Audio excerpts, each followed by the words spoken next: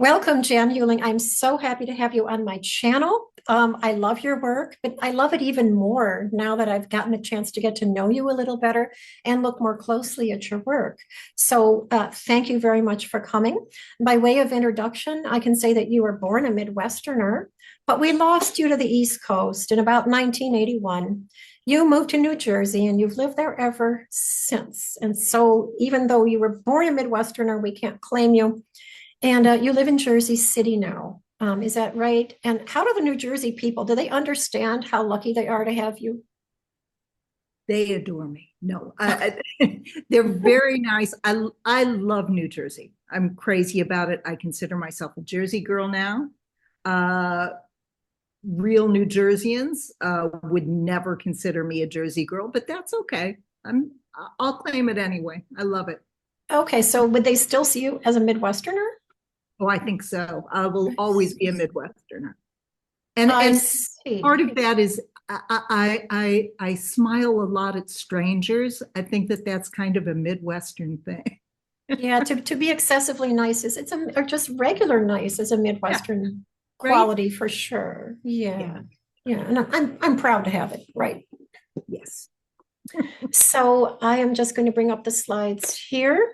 Um, Your work has been published all over the place since you became a professional bead artist, what you call a beadist, long about 2008, 2009.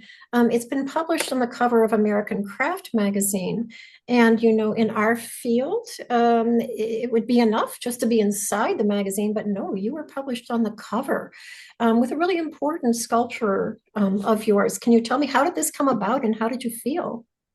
Well, it was an amazing thing. I was when American Craft first contacted me to do an article about me. I mean, I was beside myself. It was so exciting. Um, and they came over and they interviewed me, and blah de blah, and that was great. And I knew that I was going to be in the magazine. I knew that I wasn't going to be the main feature. It was like a 4-page spread or something like that. It wasn't a huge spread, but I was, believe me, delighted. And my sister said to me, "Oh, you know that they'll put you on the cover." And I said, "No, no, no, I won't be on the cover. I'm not the main thing in the magazine." She said, "No, you'll be on the cover." And I'm like, "I don't even want to think about that." And so finally, I hadn't gotten my copy yet, but I got an email from a Facebook follower saying, "Congratulations on being on the cover." Like, oh my God. I jumped up and down. I cried. I danced. I called my husband, who happened to be in the city that day. And I said, "I'm on the cover. I'm on the cover." And he said, "That's great. What piece?" I said, "I don't know." It doesn't matter. I'm on the cover. And yeah, I just went nuts. I went nuts. That Yeah, was that was a very exciting day. oh, for sure. I remember when I got my copy all these years ago, I thought, you're kidding. Really? A bead artist on the cover? Right? Wow. And I already knew about your work and, was just so happy for you and also for our field, for the field of bead art. You call yourself a beadist, but, you could also be seen as a bead artist, I think. Well, my husband came up with the term beadist. He said, "Well, you're neither a nudist nor a Buddhist. You're a beadist." That's very Okay, good. I'll That's take very that. good. I like it. I like it. Kudos to him, Phil. Excellent. Well done. And just this year, you came out with a book that you and your husband compiled that's focused on your work. I happen to have a copy, and you might not be able to see it, shown well here. I'm having trouble showing it to you, but check out the slide. It's such a beautiful book. I am so impressed by your work, by the quality of this publication, by the fact that it's a hardcover. And it would make a beautiful gift. I recommend everybody go to your website right now and order your book before it sells out and you can never get it again. And then you'll have to try to get it at a library, which, could take weeks and weeks through interlibrary loan. So be smart, order it now, is my suggestion. And I don't say that about a lot of books. Okay. I think it's extremely well done. Your work is in several museum collections. They're shown on this slide here. And you've had a number of solo exhibitions. You've been in many group exhibitions over the years. You've worked on your work at different fellowships and residencies over the years. And you've been in so many publications, I didn't even bother to sit down and count them up. It would be in the dozens, okay? Suffice it to say that I think they're shown on your website under your resume. Am I correct? I believe so. Okay. I'll have to check, but I think so. Okay, so if people want to, if new artists and, longtime artists and other people want to look up and do some research on you, they can find different resources on your website, right? janhuling.com, is that right? Absolutely. Okay. And this is an image of you doing what you do, which is you're making a Cupid doll. And I just want you to tell me a little bit about your process right now. And then we're going to go on to look at your process in more depth a bit later. But what kind of beads do you use? And what exactly do you do with them? I use number 11, which are very small, check glass seed beads. I like the check glass because they're imperfect. Every now and then you'll find one that's kind of squished at one side. I like that. I save those for when I need a bead and can't get an entire bead into a hole that I need. I look for a little squished one. And I just love the warmth of them not being perfect. When I use, sometimes I'll work on something that's very, very small, and then I'll use number 15s, which are really little. But for the most part, I use 11s. What I do, I get them by the hank, so they're already strung in solid colors. But I unstring some and string them into the patterns I like to use. And then I have to have a solid substrate to work on. I put down a very fine line of glue on the substrate, glue down one line of beads and pull out the thread and just keep touching them and talking to them and making sure that they're not going to, float away. I want them nice and tight. And by substrate, you mean a form, an armature, a pre-existing object Exactly. that you found somewhere in the world, and you decide Right. to bead over it, which completely transforms the object, and it takes away whatever history it had in the past. It completely turns it into a new object, right? Where do Yeah. you get these objects? Where do you find them? Kind of all over the place. I always have my eyes open and looking for things that appeal to me. The Cupid dolls actually, I was lucky. I was working at Avon Products in Manhattan. I designed their giftware line for several years on a freelance basis, but I was a consultant and I was working in-house. And one day I really didn't have anything much going on. I didn't have a project to work on. So I was cleaning out the supply closet just to make myself useful. And I saw up on a top shelf a big box that I knew had been there for a long time, but I had no idea what was in it. Looking up there and looking up there, and finally I thought, well, it's time to find out what that is. Because it's been up there, nobody needs it, nobody's touched it for years. So I brought it down, opened it up, and it was 6 Cupid dolls, still in their boxes, still in their costumes. Perfect, beautiful, these 16 inches. And I said, well, these are mine. Now they're coming home with me, no sweat. Brought them home, stripped them, put them in my son's room. He thought that they were totally creepy. But they became an obsession of mine. I love beading them. So I'm always looking for those. I look online for things I look at flea markets and yard sales and just kind of anywhere. Lately, I've really enjoyed taking a substrate, say a dog, sitting dog, and putting bat wings on it. You know, just cutting things up. I kind of like that Frankenstein thing, you know, of cutting things up and putting things together oddly. And of course, with the potheads, which we'll be talking about, you have a slide of. That's again, you know, lopping off heads and replacing them and having fun. So metamorphosis, complete Yeah. plastic surgery metamorphosis is what you're about, and transformation, it seems to me. Yeah. And this is your studio right now. Where is it located? It's in the basement of my loft in Jersey City Heights. Yeah. And you have a bit of natural light there, I and do. you've got some artificial light there. Where is your bead stash, if I may ask? Oh my God, it's all over the place. I have Okay. bins of it right next to me with, I have a set of drawers, and each drawer is kind of a color story. And so I have maybe a couple hanks of each bead that I have in there, easy to grab.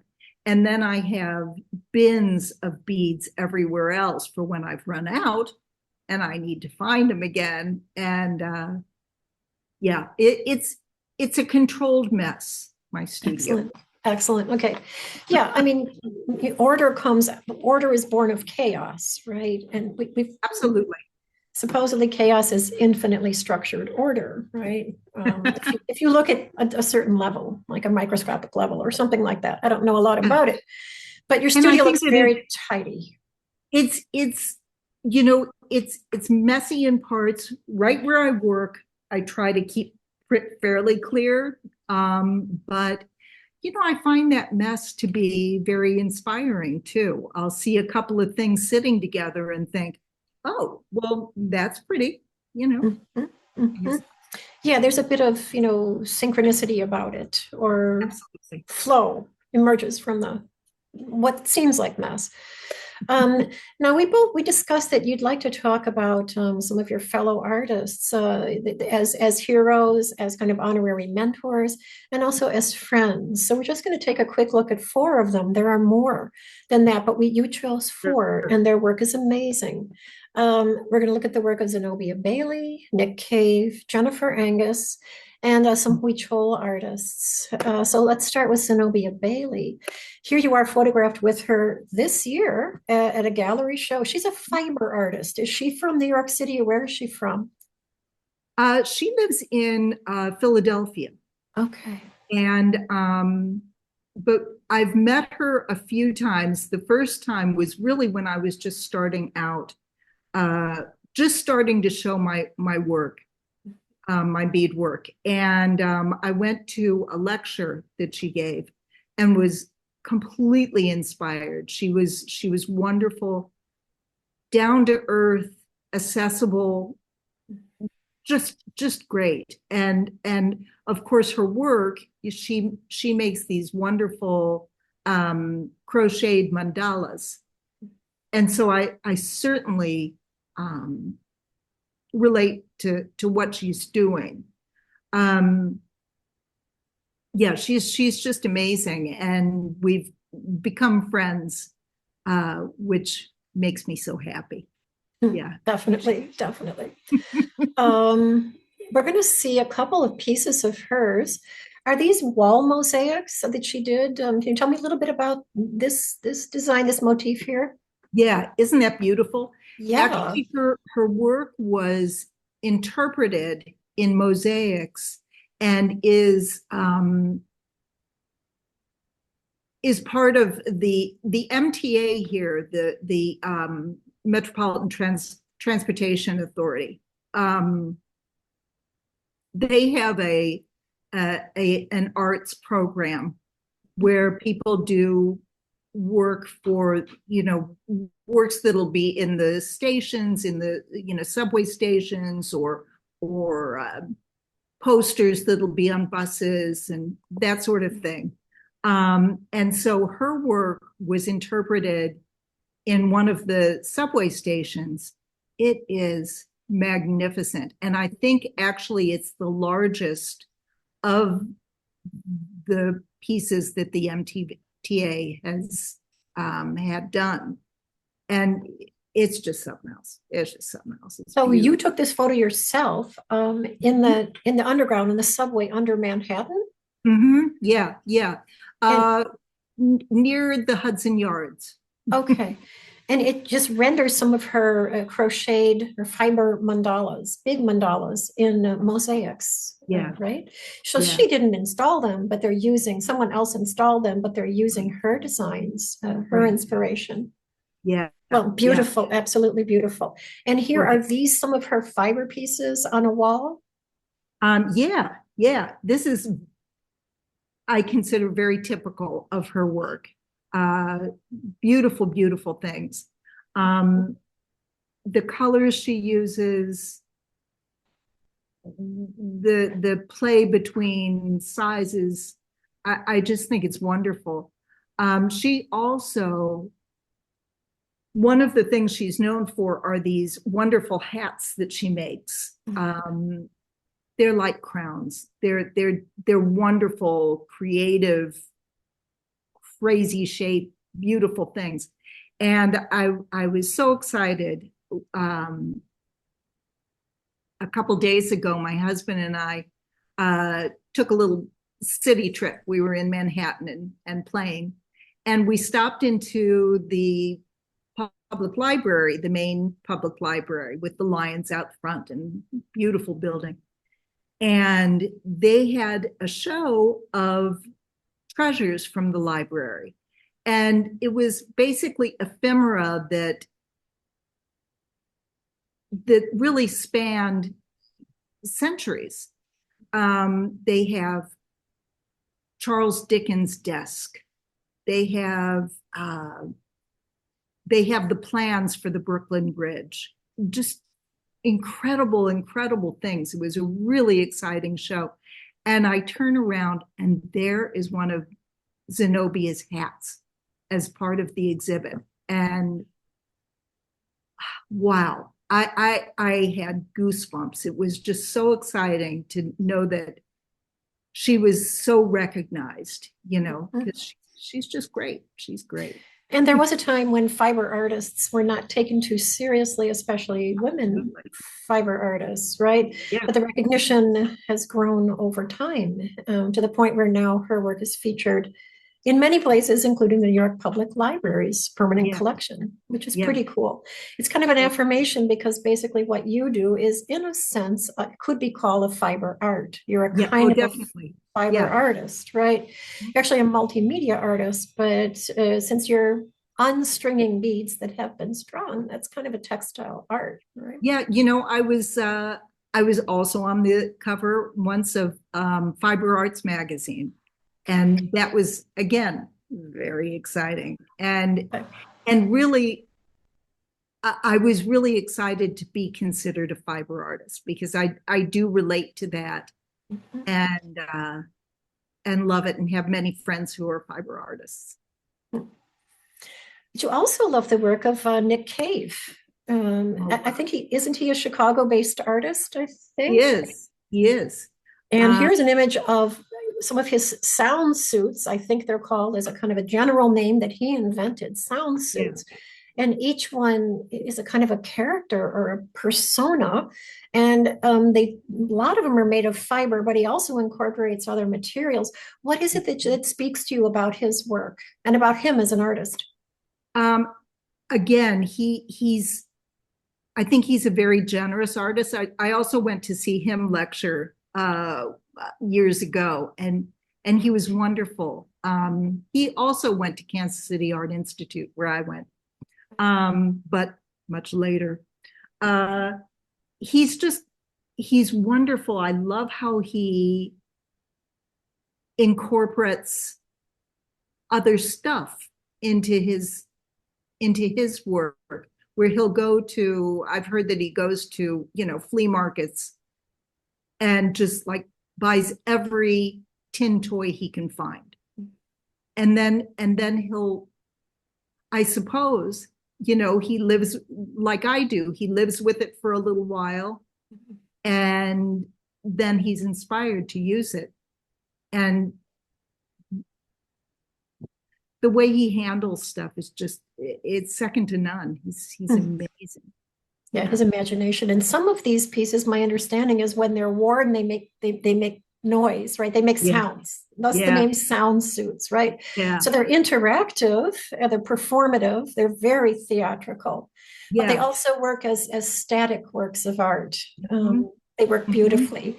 It happens that here's an example of one you were talking about where he just brings in so many different types of media, and you're doing that too to a different extent in your work. You're bringing in other things, not just check glass seed beads, but other things, as we'll see when we go along. And so his work is just so iconic. You recognize it instantly. It could only be a Nick Cave. And you, not long ago, you came across his mosaics. Again, the Metropolitan Transportation Authority in New York City has this arts program where they interpret the work. They obviously they work with the artist, with an artist, and then they interpret the artist's works in mosaics, and in other, I guess, other media too. And you can go through an underground station and come across an amazing mosaic like this. This is one of a number of Nick Cave mosaics that you've seen in the New York City Underground. Yeah, these are at the Times Square station, and they're spectacular, just beautiful. But yeah, they do. There's one station that's up on the Second Avenue line. I can't remember which station it is, but they've interpreted close. Shame on me, I can't remember his first name. Who does the huge portraits. Yes, I know who you mean. Yes. And those are interpreted in mosaics. Gorgeous. Wow.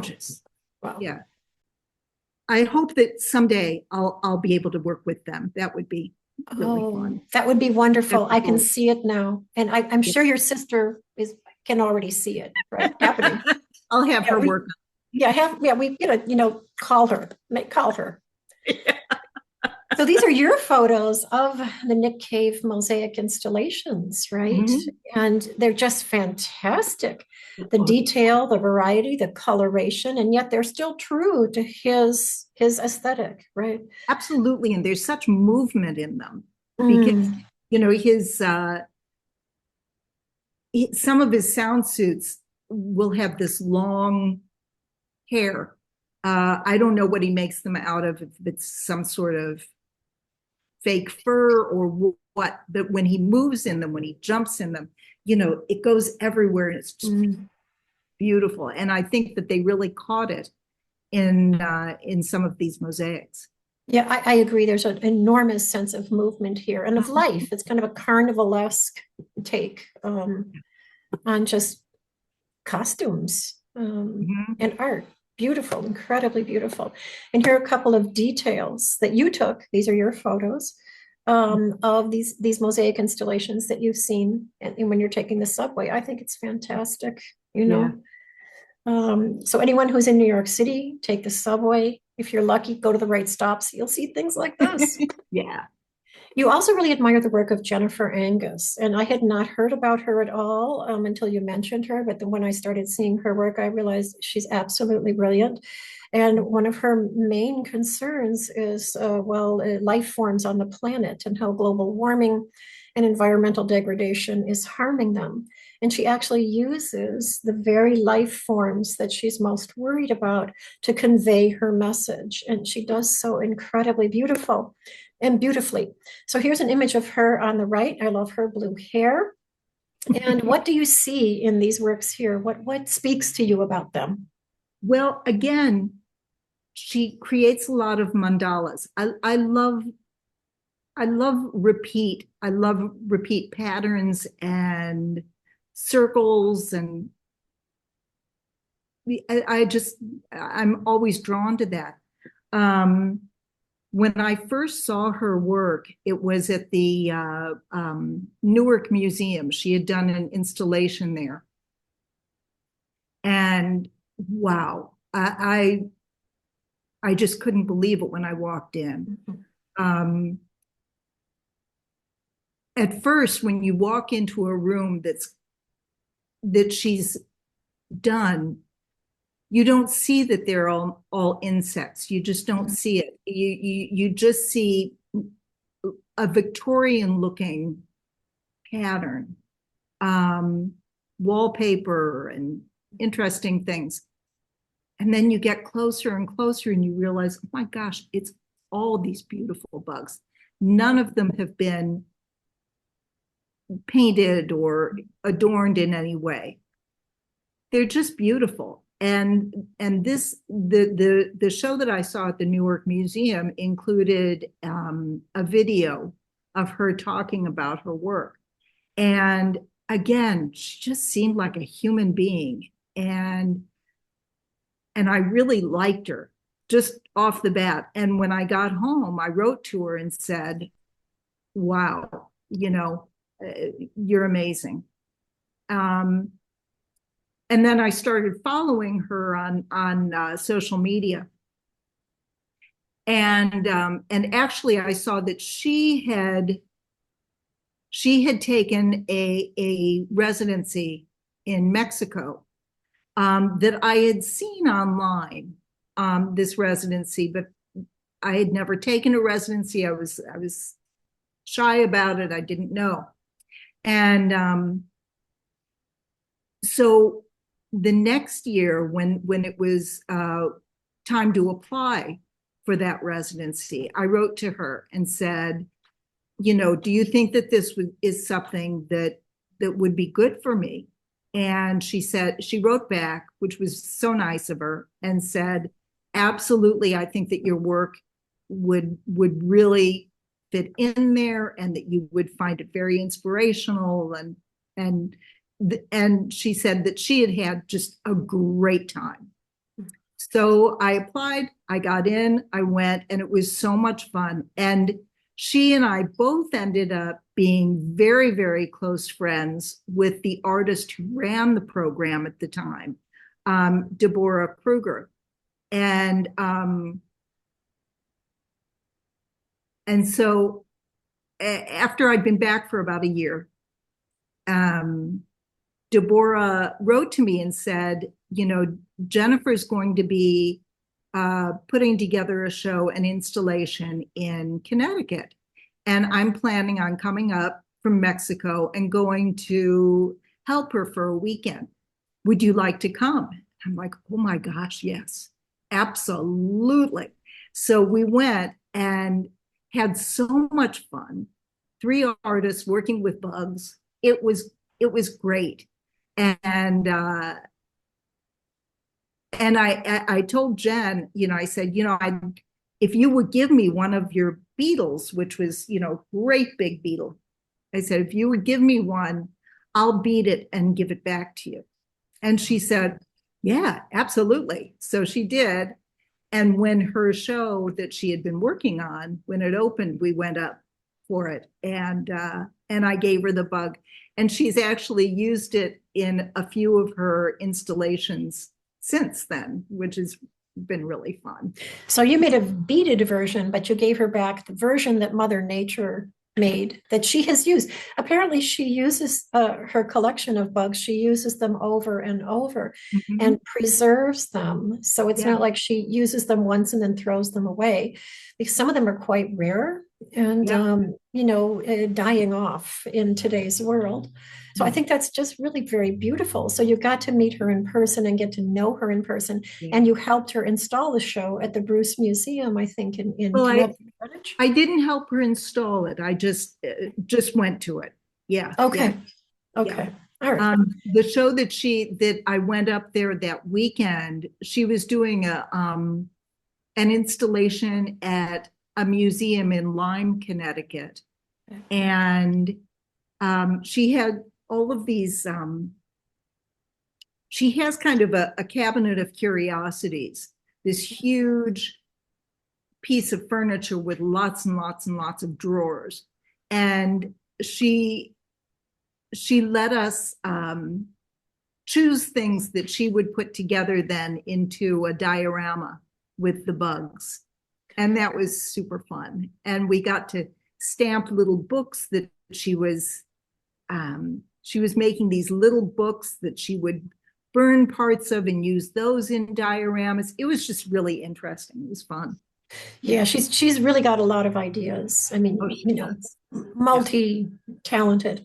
Here's just another view so people can see that these are bugs. And as you said, it looks like, some kind of Victorian work of art, or I don't know, some other time period maybe, but when you get up close, you realize that every single element in these pieces is a bug that she's collected. Yeah. And she's using them to create a much larger statement, which is that they're worth honoring and respecting and preserving, somehow. And to be more, we need to be more mindful of the human effect on the insect universe and on the entire wildlife of the entire planet that's affected by human ways. So Jennifer also works with taxidermy forms. And so here's a photo you took of her at the Bruce Museum in Connecticut. And I want to get to the next image, which is an installation she did for the Kimball Art Center in Park City, Utah, of a kind of a dinner party where the people attending the dinner party the diners, are all animals. And they're engaged in these very animated conversations. And it's called Eat Me, Drink Me. And I don't know what's going on the walls of this dining room, but it looks like maybe other creatures. I haven't seen this up close, but I'm absolutely fascinated by what she's done here. How does this piece speak to you? What do you make of it? I love the fun element of it. First, the surprise element of it is just delightful. And she'll have these like still lives on the table, but bugs, in the breads and different things. It's wonderful. And there's something funny and friendly and sweet about them and storybook-ish that I really love. She's written a storybook that has to do with bugs, which is a lot of fun too. Okay, I think storybook is the book, but that's okay. I will look it up and add it into the slides or into the show notes, But I think storybook is the perfect term here. And the message I take is like, oh, I've never seen animals presented in this way. It's like, well, wait a second, maybe animals are people too. Or, she's certainly foregrounding them for us so that we don't look at them as just things that scurry by in the night to be afraid of, Right. But that they have lives, they have meaningful encounters. Maybe to respect them a little more, is the message I took. Yeah. You also love the Huichol artists. I think not just the beadworkers, but the other artists, because they work in multiple media, right? And when you were down at the Huichol Art Center, 360 Huichol in Jalisco, was it? In Chapala. Chapala in Mexico. And is that where you met this Huichol beadworker? Yes, it is. That's Huichol, the Chapala, where the residency was, is very close to Guadalajara, which is very close to where the Huichols are from. And so I was lucky. I had actually met Indigo's father, who works with an artist up here that I'm friendly with, Robert Foreman, who he glues threads. He's amazing. And again, he's very inspired by Huichol art. And he's become very good friends, very close with a lot of the Huichol people.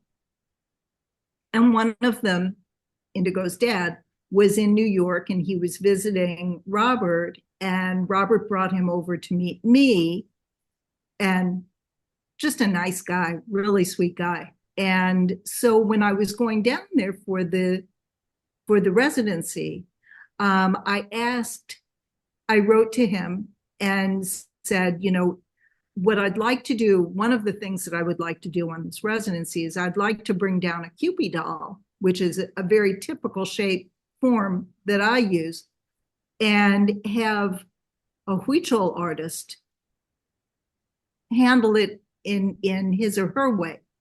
And could you suggest somebody who might be interested in that commission? And he said yes, and he introduced me to his son, who did this beautiful job. As you see on the slide, it's gorgeous. Mm-hmm. Very different from my work. It's a different technique, very different look, but wonderful, really wonderful. So it was an exciting experiment. I like putting his Kewpie with my Kewpie and showing people who might think that I am using Huichol technique and not giving credit. I want people to see the difference, Yeah, no, there's no question that you're not appropriating Huichol beading techniques. Anyone who understands the Huichol beadwork knows that they're not taking strings of beads and inlaying them. They're using a mosaic technique, but they're setting the beads individually with the holes facing up. Okay. Exactly. So there are little negative spaces studying their work. It's a completely different look, right? Yeah.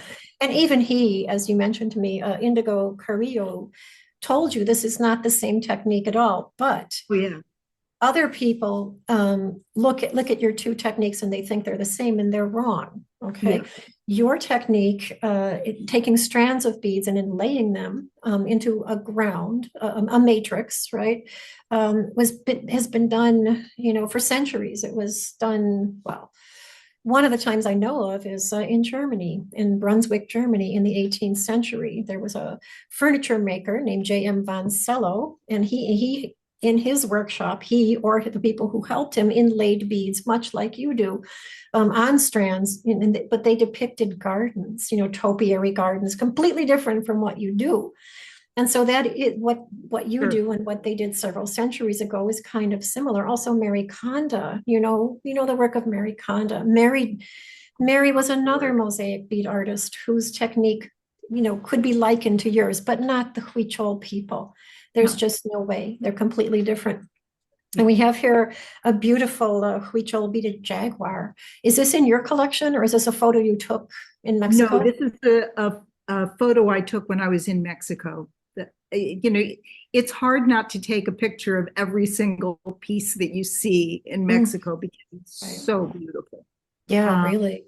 Yeah. But I loved this. And actually I had a wood carving that I got in Mexico that was this shape, of course, without the beads.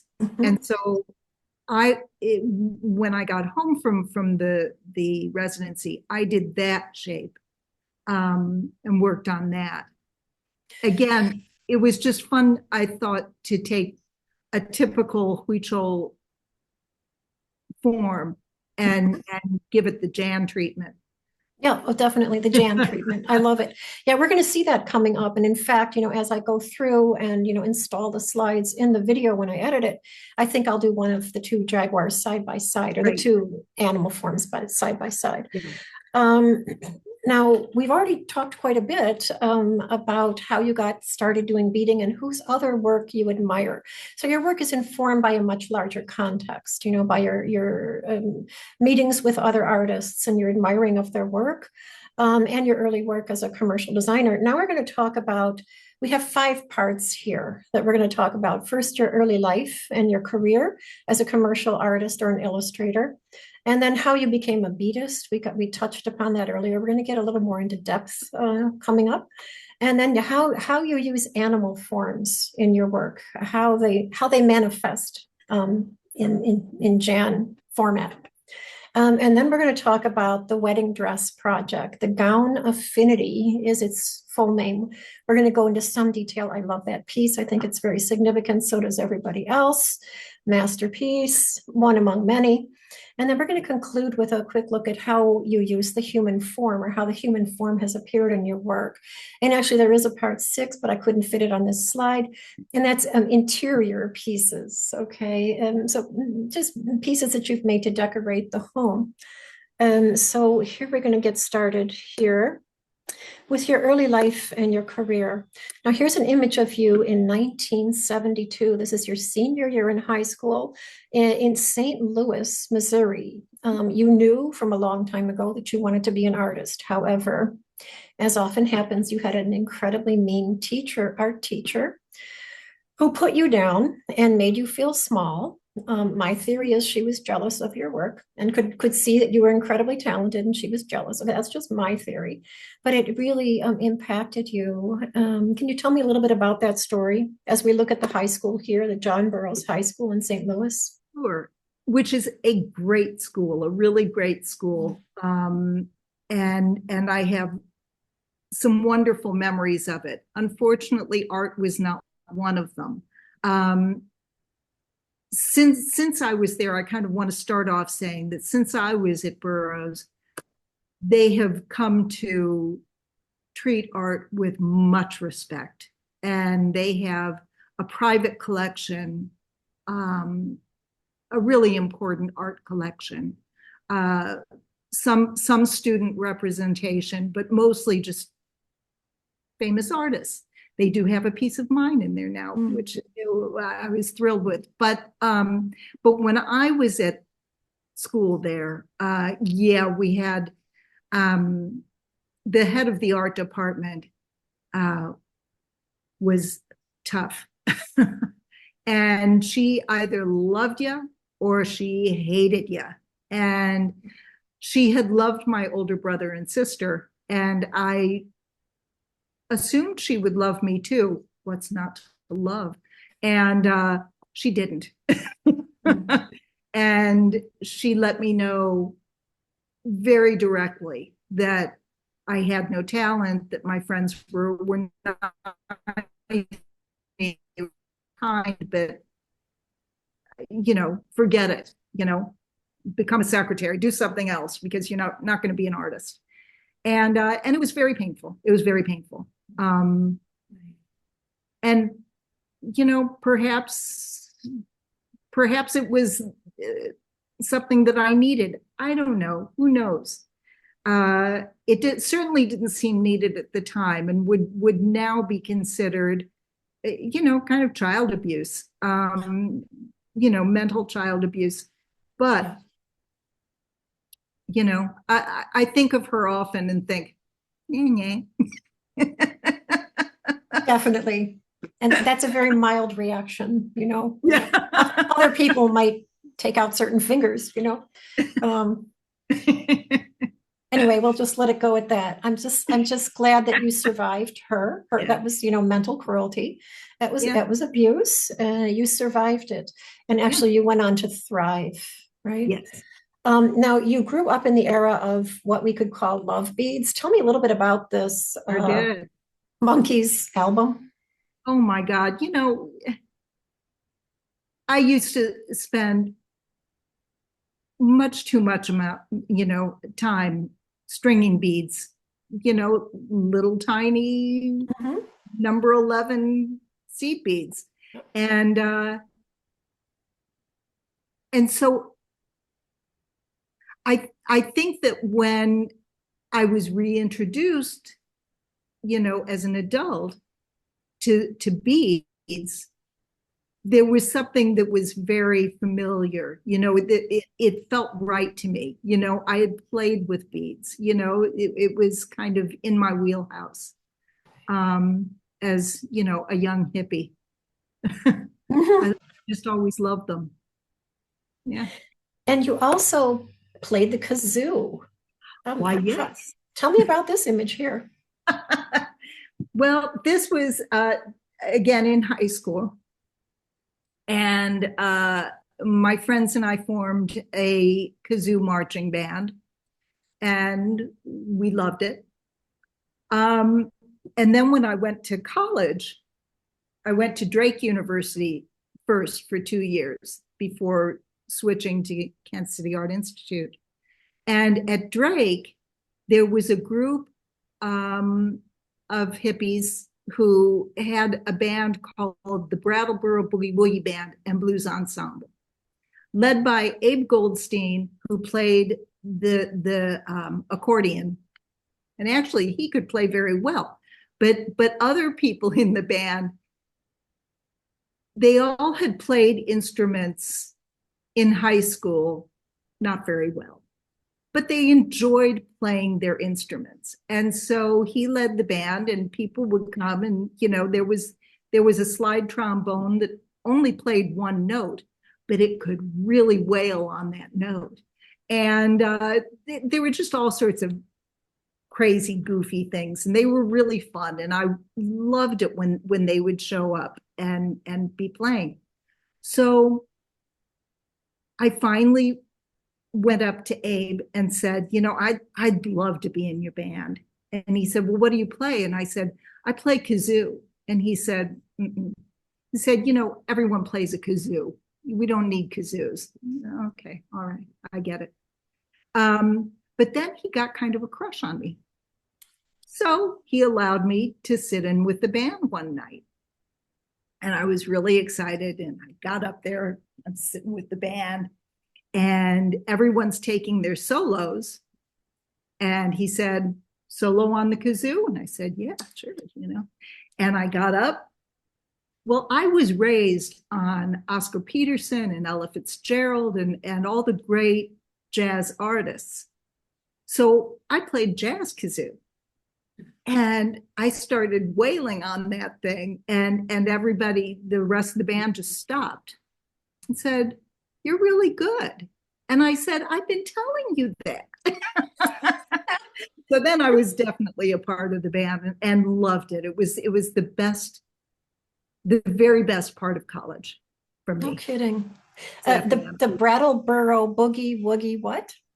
The Brattleboro Boogie Woogie Band and Blues Ensemble. Okay. And so for how long did they stay together?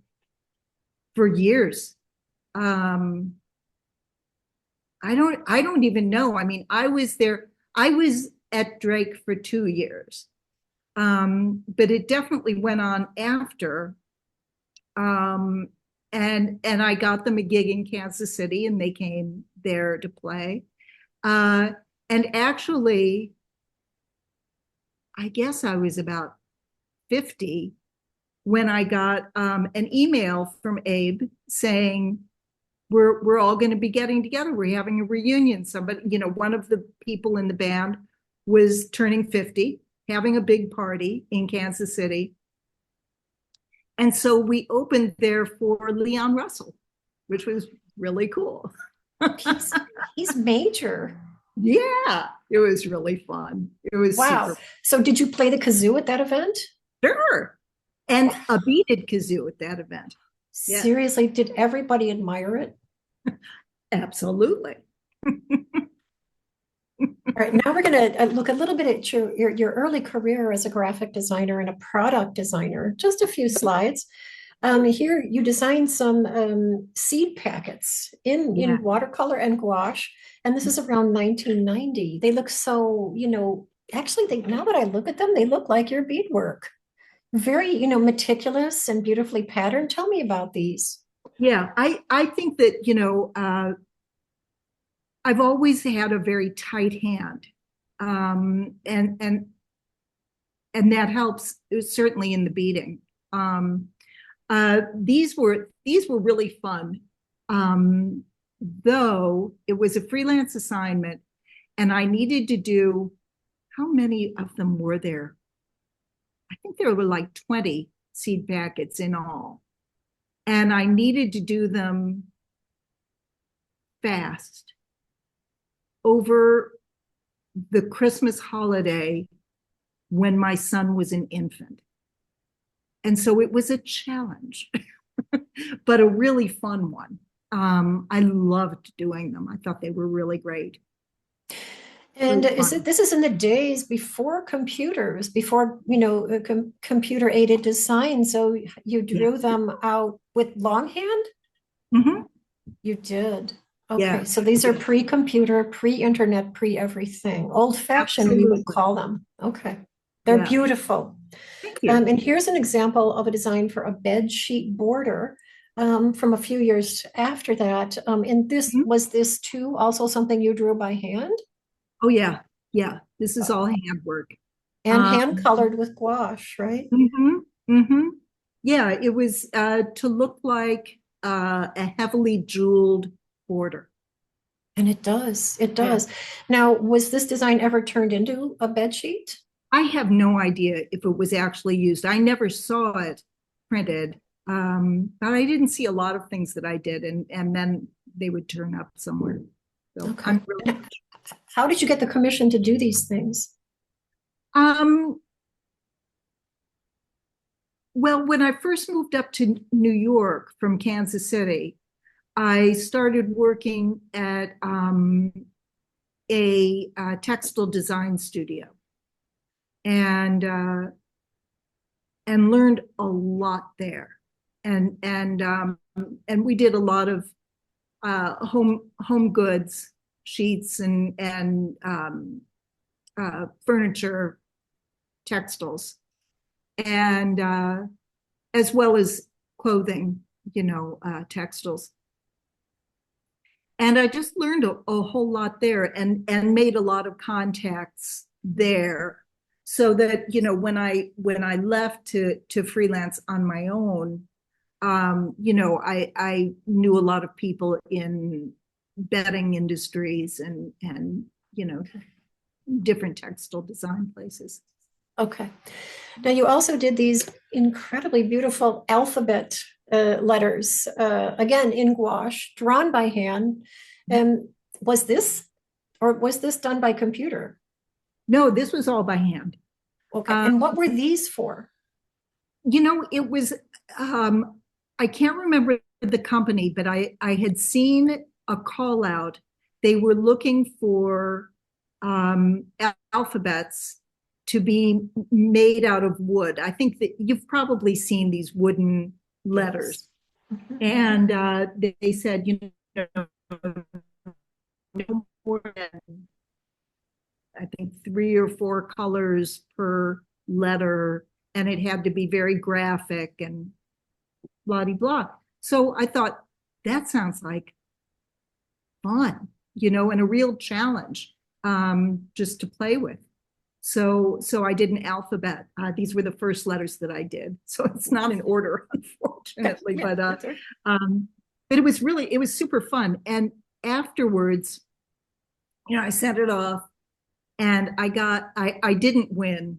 They went with somebody else, Mhm. but I did get a letter from the company saying that they wanted to go with mine, but because I had so many, like the crab has his little feet and the moose has the horns, Mhm. they needed much simpler shapes, Right.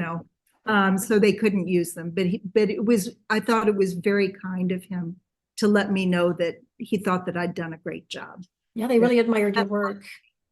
Yeah. Yeah. But they had a good reason for not choosing it, but still. Yeah. And what about these? I love these snowmen. What about these? Tell me the story of these snowmen. Well, these I did when I was working with Avon products, again, as part of their giftware line. I think these were for little dessert plates, I believe. They were to be decaled, one on each. Um, I did, in my career as a commercial artist, I did so many Santa Clauses and snowmen and jack-o'-lanterns and Easter bunnies, and could do them in my sleep. They were fun to do. I enjoyed them. I loved the people that I worked with, loved them. And they're still friends of mine. But it really got to the point where I thought, if I have to draw another snowman, I will just kill myself. I can't do it anymore. Right. Yeah. So, You'd and I had started beading by then. So I decided, this is my chance to okay. jump that fence. You'd made your lifetime quota of snowmen. Oh boy. But I do have one question. Avon, you said Avon Products. Was that the same as the famous Avon Cosmetic Company? So they had a whole bunch they had products, other product lines besides cosmetics. Absolutely. Okay. And another question, did anybody ever notice that missing box of Cupid dolls? Nobody ever noticed. So they were waiting there for you all along. They really were. I really felt like they were certainly waiting for me. As I said, they'd been up there for forever. Yeah, for decades probably, or something like that. And it's just very interesting that your second career, the career you were kind of born to do, which is your beading career, your beadist career, was embedded already in your previous career as a commercial product designer at Avon. And also I felt that I feel strongly that my career as a commercial artist, which I enjoyed for many years, it gave me so much confidence in what I could do. I knew that if I was asked to do, paint this floral, repeat pattern, I knew I could do that. I knew I could do whatever I was asked to do. And it gave me the confidence that allows me to do my beadwork without sketching it out, with just knowing I can do this. And then also, I found with my watercolor work, and I did a lot of watercolor work, my work would usually go through a really ugly stage. And I just had to work through that and get it to look good. And so I know that you come across these times that can be so frustrating for an artist, particularly for an emerging artist. They think, oh, but this is too ugly. I'm just going to throw it away and start over again. Don't throw it away and start over again. Keep with it, learn from that. And, that's just so important. And of course, in commercial art, I always had somebody, who had to approve my sketch first, before I did anything. My sketch had to be approved. And then a color sketch had to be approved. And then a sample of how I was going to do something had to be approved. Fine, I was willing to do all that. That's just something you have to do. But not to have to do that now and to do whatever I want, that's a joy. That's a real joy. Yeah, so you don't need to seek other people's approval to be allowed to go on to the next stage of a work of art. You determine everything. You're the sole creator, and you're a gifted visionary creator. You deserve to be the sole creator, no question. But I see what you're saying, how your career in commercial art prepared you for your career as a fine artist, to trust your judgment and to trust your experience, right? Exactly. And to know that you could do whatever you set your mind to do. And you could allow a piece to be born slowly, gradually, to go through its ugly stage or its ugly phases, and to trust that it will come out the other end as what you want, that your vision will be realized in the end. Now, just a little bit more of your graphic design work here. Tell me about this. I love this color. I love this cover. I love this character. Tell me about this. Well, now, this is artwork that my husband did. He is a fantastic illustrator, an amazing illustrator. We met at Hallmark. We were both card artists at the time. And this was directly after college. I worked there for 5 years, and he worked there for 2. Anyway, so he did this, but I wrote the book. What happened, I'd never written anything. But I had, a son, we have a son. And when he was a little boy, Of course, I read to him every night. And one of his favorite books was Puss in Boots. And I loved it too. And so I had read it for the umpteenth time, and we're lying on his bed. And I said, "Oh, I love that story." And he said, "Oh, it's my favorite story." And I said, "Yeah, it's just great." And I'm looking around his room, and my eyes just kind of fell upon his little cowboy boots that his uncle in Texas had sent him. And I said, "Somebody should write Puss in Cowboy Boots. That'd be a real rootin' tootin' kind of story." And I thought, wow, I wonder if anybody has written it. And went down to the computer and looked up Puss in Cowboy Boots. There was no such thing. Actually went to Washington to the Library of Congress. Nothing.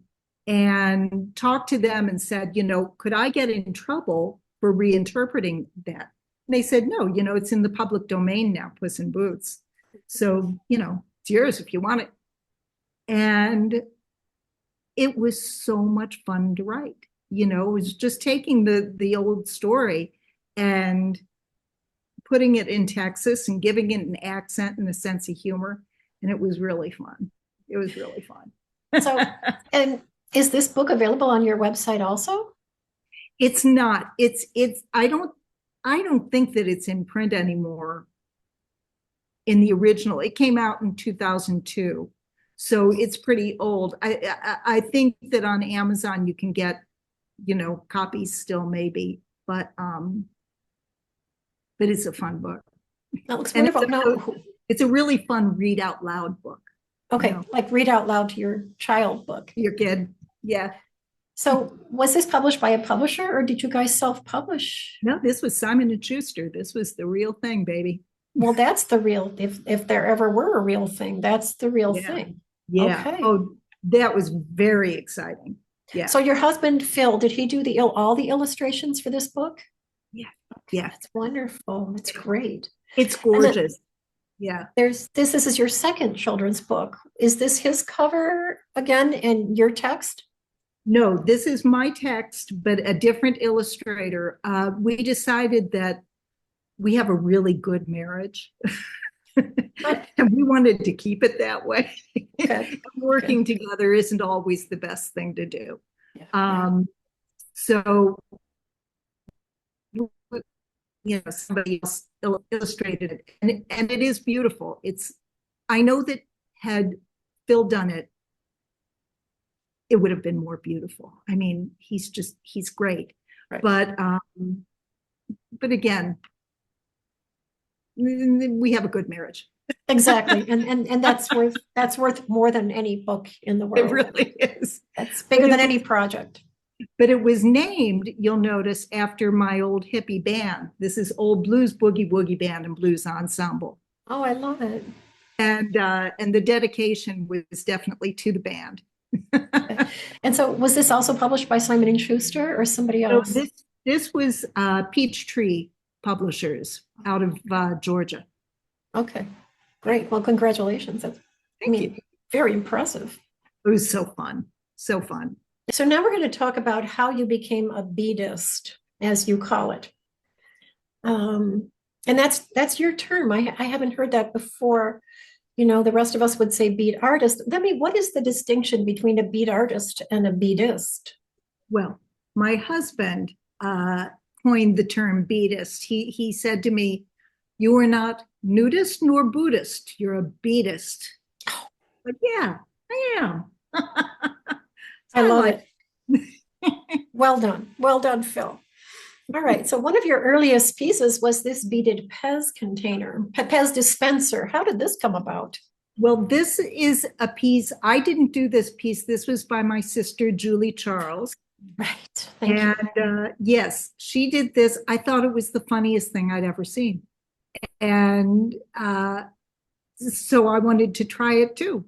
So, after she was living in Seattle at the time, and she was visiting me in Hoboken. And after she left, it's like, I'm trying beading. This looks like fun. And I thought, something nice and small like a Pez dispenser would be good. And I thought, well, it makes all the sense in the world to do kazoos since that's what I do. And because I always have a bunch of kazoos kind of sitting around. Not that I really play anymore, but they make me happy. So I started beating the kazoos and really liked it. And actually, so the next slide is of my kazoos. Mhm. These were my first pieces. The one on the left actually is my very first piece that I ever beaded. And you can see that I'm already playing with pattern. Where Julie, liked to, if the Pez dispenser is red, she's going to use red, and where the heart is pink, she's going to use pink. She liked to do it that way. And what I liked to do was more surface design and working with pattern. Okay. So did Julie go on to make more things besides the Pez dispenser? She did for a little while, and then I think she didn't like feeling competitive with me. So she kind of said, you know what, you really love it, you do that. I'm going on to do other things. And she was doing mosaic for a long time. She did wonderful mosaics, and she made jewelry for a long time. Now she's doing embroidery. She's kind of a serial crafter as well. Okay. Or a Renaissance woman. Yes, that too. But when it came to beadwork, she bowed to your greater vision. Yes. But I see that Pez container, and I'm sorry, I can't see it as anyone's work but yours. Okay, it's like, oh, that's a Jan. That's a Jan. Okay, That's sorry, Julie. Sorry. That's a Okay. Julie. All right. So Michael Lyons-Weir tells the story. There is a YouTube video in which Michael Lyons-Weir, who owned the Lyons-Weir Gallery, and I think still does, but I'm not clear on that, back in about 2010 or so, he tells the story of how you came to exhibit at his gallery. You waited outside. You were the first in line to show your work at his gallery. You won the window spot by showing up so early. And what else happened? Tell me all about that. Oh, it was wonderful. It was really a crazy experiment that he was doing. I had just when I quit my day job in 2008, it was not a very auspicious time because, of course, the economy just wiped out right about the same time. And so the high-end craft festivals, craft fairs that I was really counting on bombed for me. I didn't do well at all. And I was really worried and didn't really know what direction to take, how to get my work out there. I just really, I hadn't thought that far ahead. So I got what I considered a junk mail from the Lyons-Weir Gallery, which was a very nice gallery in Chelsea, in Manhattan. And and what they were doing was they were doing an experiment. They were opening up the gallery for 7 weekends in a row during the summer when the art market is just dead. And anyone could show anything they wanted to show on like a 5-foot wide swath of gallery wall. First come, first serve basis. It was like $20 to do it. They would take 20% of sales. It was really a good deal. And whoever made the most money through all the 7 weeks would win a solo show. I didn't really think that I was going to win, but I thought this is a really good way to say I showed in a Chelsea gallery. And nobody has to know that it was for a weekend and it was this weird experiment. thought I could just put it on my resume. So I wanted to do it. But if I was going to do it, I wanted to be in the window. I wanted to be the first one in so that I would have the window space, because I know that when sunlight hits those glass beads, it's magic. You know, the colors are beautiful, and so that's what I wanted. So the gallery opened for the bazaar at like, I don't know, like 9 o'clock on Saturday morning. So at about 4 o'clock on Friday afternoon, the day before, I got to the gallery. I'd already filled up our car with all of my artwork. Told my husband, tomorrow morning, come in and we'll set it up. It's all ready. Took a beach chair into Manhattan and a book, and I said, here I am, where do I line up? And he looked at me like I was out of my mind and said, go home. There's no line yet. You know, no, we don't open until tomorrow morning at 9. And I said, well, what time should I be here? And he said, well, I don't know, like at 6 in the morning. And I said, well, if I come back at 6 in the morning, can you guarantee me that I will be first online? And he said, no. And I said, then I'm just staying. And I went outside and I sat down on my little beach chair and read a book. He thought I was crazy, but he got online and said, the first person has already come to wait. So game on.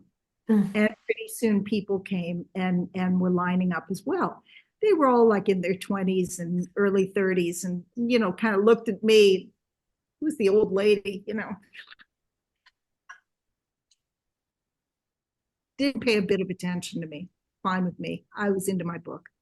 But the next morning, sure enough, Phil rolls up with the car and all of my work. And I was indeed the first person in, got the window space. It was great, set everything up. It looked beautiful. And it was remarkable, the reaction from people walking by the gallery. People were coming in who had never been into a gallery before. Little kids were dragging their parents in to see my work closer because they were amazed at it. One woman came in, spent a long time looking at each piece, didn't say a word, looked at me and said, you made this? Yeah. She just, with tears in her eyes, she hugged me and left. It was amazing. It was a remarkable experience. Anyway, that weekend I ended up making $10,000 and won the prize, and they ended up representing me for several years and giving me solo shows here and there at different venues. It was great. You're in Lions Wear Gallery on the corner of 20th and 7th in Chelsea. We're on the cusp, you know. I enjoy the location of the galleries, but I also enjoy the being away from the gallery scene. Now, Michael, I'm fascinated by the Muni characters. You've got to tell me about these. The Muni characters are by Jan Huling, a woman that we discovered through the Art Bazaar. And each doll are covered with glass beads that are strung and then applied with glue via a syringe. She takes a very kitsch or popular cultural item and takes a pattern that's usually dealing with like indigenous tribes or Tibetan, some type of folk pattern or spiritual pattern, and it was great. So the fine art world still remains a little bit of a mystery to me because I kind of came in through the back door. Mm-hmm. But it's been really magic. It's been amazing, the things that just happen when you're open to it. Yeah, and when you commit to a vision, you committed to your vision of having your work in the window space so that passersby would instantly see it. Had you not arrived a day early, and did you really stay outside all night long? Really? You did. Okay, you weren't afraid because there were other artists there? Yeah. Okay, all right. Because you did this, because you made the commitment and you showed up and you Yeah. stuck with it. You didn't go home and sleep in your cushy, bed, as a lot of us would have done. You brought about a transformation in your career and in your life and in people's minds and their understanding of what you could do with little tiny beads, right? Right. Well, and Right. and your vision. It's not just little tiny beads. So the kinds of pieces you were making at that time included these mini monies, as you call them, the urban Uh-huh. vinyl, and the dunnies. Can you tell me a Yeah. little bit about these small pieces, right? They're pretty small. The mini money is very small. He's only about this big. I don't know, about 3 or 4 inches tall. The regular dunny is bigger, maybe 10 inches tall. Um, but they're referred to as urban vinyl. They were sold at a place called Kid Robot. They were designed by a guy named Tristan Easton, um, who was, this hipster kid, and they're such lovely shapes. They're no eyes, no nothing, but they're so expressive. They're just charming, and they would sell the shapes knowing that artists were going to customize them. They also sell, Andy Warhol, inspired dunnies and different artists, more commercial things. But a lot of people play with these forms, and they were really fun to play with.